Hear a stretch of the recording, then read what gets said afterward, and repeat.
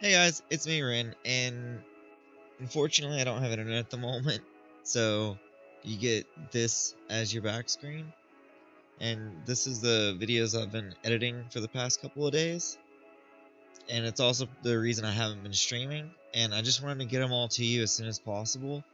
So this is part 2, and in this episode I'll be covering the skill levels for each gauntlet,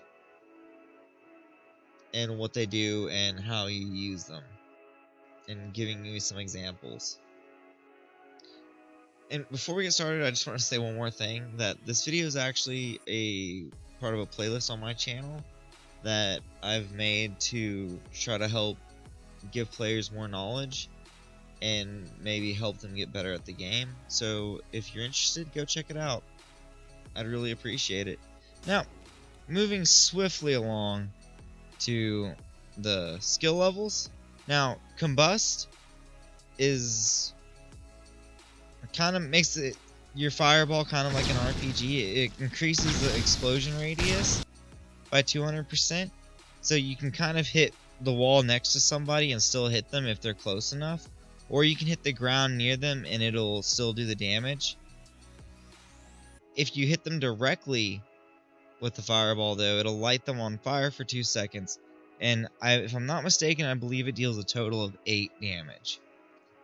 Now, Firefly is one of my favorite talents, or skill levels, and it makes you immune to your own firewall, and it makes you fly when you enter your firewall, which is really good for repositioning yourself. Also, it's really good for just movement in general. It is a little obvious on the map, so I'd be careful at where you use it and how you use it, but it can help in a fight and it can hurt in a fight. I've had cases where it got me stuck in a place and I kept firewalling, I kept fireflying, and it just kept driving me into a wall. So just be careful and watch out for where you try to use it at.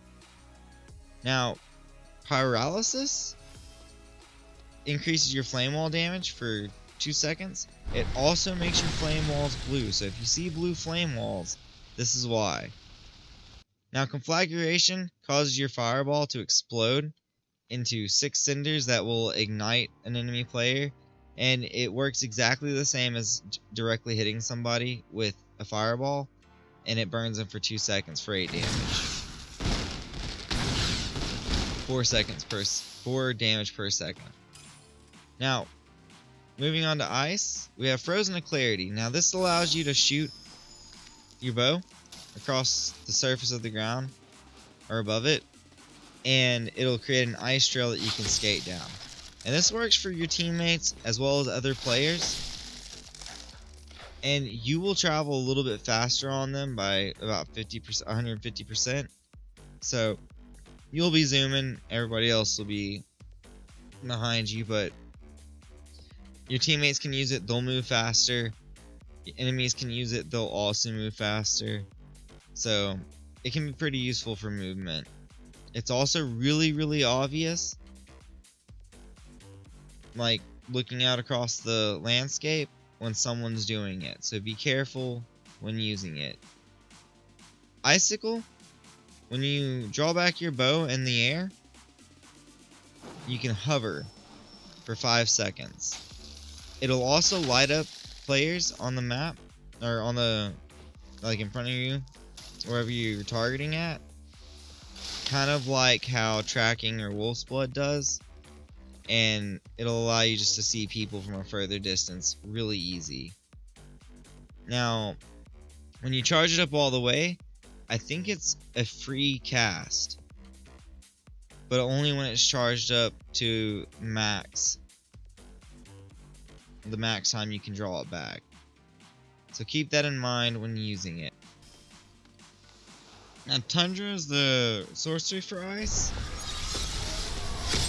and it makes you immune to damage while casting Flash Freeze, and this can be confusing. I'm not sure if it works towards projectiles before you have this ability, but I have seen players use it and I've hit players while using it, and I'm pretty sure that they didn't. So just keep in mind that it doesn't work all the time, but you'll figure it out. This will also cause players to be slowed and frozen unless they're running Harmony. It also increases the duration of the flash freeze by 100%. Now, Ice Prism is when you draw back your bow and you'll see like this little rainbow sparkle. And that means your bow has been overcharged and you'll hit for 35% extra damage. Now, moving on to Conduit. Potential energy, every time you cast your lightning, and if you continue casting until you stop, the damage will increase to a max of 5. So let's say you hit somebody for 10 on the first shot, 11, 12, 13, 14, 15, and then it'll be 15, 15, 15 until you run out of mana, if you have enough mana to even hit more than 115. Now, Overload is really useful. It gives you +1 ruin charge, and what it means by max 1 is you only get 1 extra ruin charge. You can't spam, like keep using it and get extra ruin charges beyond the 1 charge. But having 2 charges is huge. You could teleport into a fight and teleport out. You could go invis and then invis out. You could use it just to get some extra movement out of flight.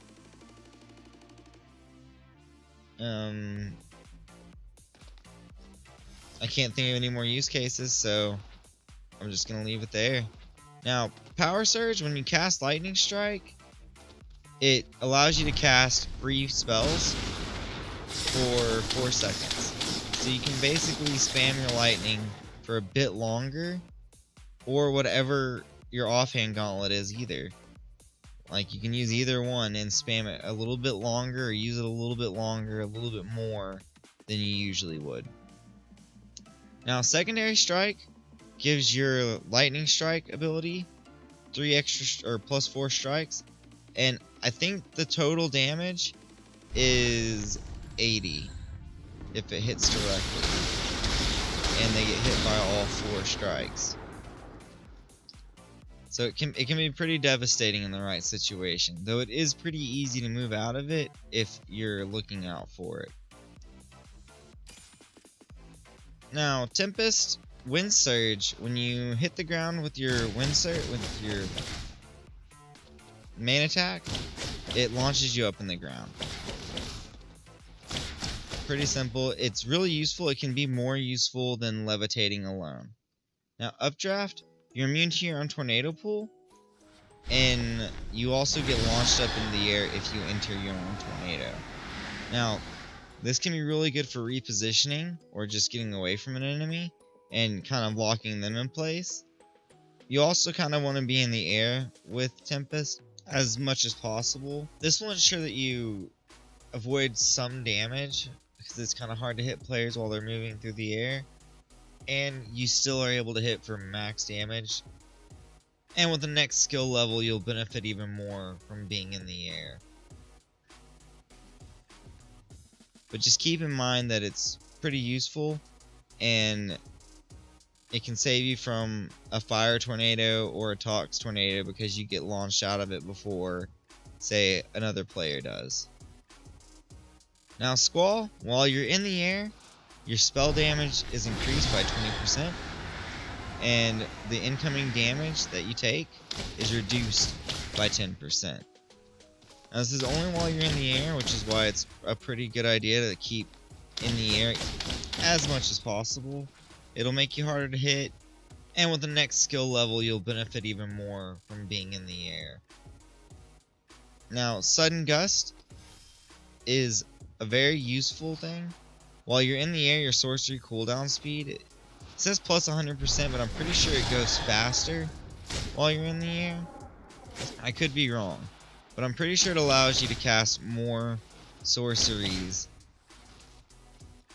faster as long as you stay in the air. For example, your tornado, you can use it to keep launching yourself in the air, and you can cast more tornadoes to keep yourself in the air, so you can do more damage with your main attack. Toxicologist Viscosity leaves a toxic spray, or leaves toxic sticky puddles on the ground wherever your spray hits. And this causes a slow effect and a corrosion effect that affects players as long as they stay in it, and for like a second or two after they hop out of it. So it can be really good just to set a trap with it, but you're not going to hurt anybody. It does very little damage on the corrosion effect, but it can stack up and do pretty good amounts of damage. Now, Vanishing Mist makes you immune to your own toxic clouds, and when you enter your own toxic cloud, you get a dash, and you turn invisible for 3 seconds. Kind of similar to Shadow Step, which is really useful, and it kind of ties into the next skill level, Outbreak. While you're invisible, your toxic spray damage is increased by 75%, which is a pretty good increase. Keep in mind any footage shown is shown with Reckless, so it's going to be a little bit different if you're not running Reckless, but just keep that in mind.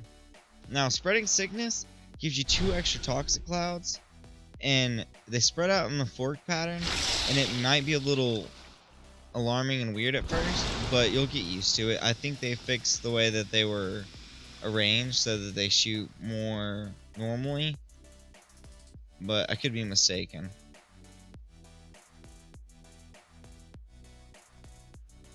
Now, Stone Shaper gives you Stone Skin, which gives you basically a common belt on drop. You have a natural extra 20 armor. You can apply shields on drop, and you can also earn up to 20 shield as long as you're below 20 shields by using Shockwave on the ground. It gives you 5 armor per hit, so you can use that to get your shields. It also heals you in a fight while you're using it. If your shields are broken while you're in a fight and you're hitting the ground using Shockwave, it will heal you, but keep in mind people are expecting you to stay on the ground if you're using Stone Shaper. So it might be in your best interest to try to stay off the ground. So Bedrock causes you to crash down to the ground when you cast Shockwave, and it's a really good way to cancel things like Featherfall. Moving on to Accretion, your boulder size just increases as it goes through the air, and the size is relative to the damage. I'm not sure exactly what all the damage points are, but I know max damage fall is 20 or is 50, and if you're up close, it can hit for as low as 23. Now, Avalanche, it just simply gives you an extra boulder charge. Now, this can be useful because people aren't normally expecting 2 boulders to be coming flying at them, but that's why it's a late game skill level, so you're not going to be seeing much, you're not going to be seeing it at all early game, and if you make it to later games, you'll see more of it. But just keep in mind that you can use 2, and they do. Hey guys, if you made it all the way through the video, I really appreciate it, and I hope you're having a happy holiday. And I just wanted to wrap this up real quick and say that there is more coming soon, and if you're not subscribed already, please at least consider it. I hope you have a great day, and I will see you next time.